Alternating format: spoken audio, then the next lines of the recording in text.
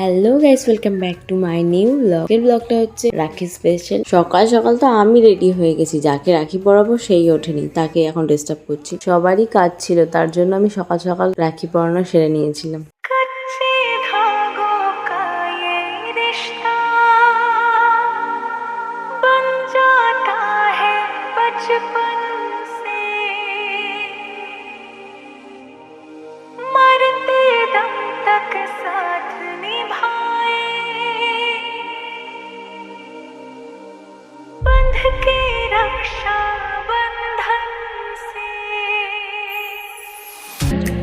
चार दिशाओं जैसी तुम हो मेरे लिए जरूरी, तुम ना हो तो हर दिन आधा हर एक शाम अधूरी।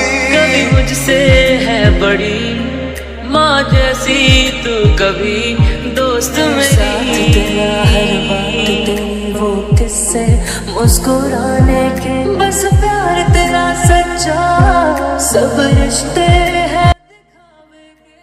এই যে আমার বদমাস ভাইপোগুলো আমার ক্যামেরাম্যান ছিল, আর এই ছোটটা রাখি পরিয়েছে, তাই সেটাই বলছে যে ঠাম্মি রাখি পরিয়েছে। মিনি ব্লগ এখানেই শেষ হচ্ছে, দেখা হচ্ছে নেক্সট ব্লগে, বাই।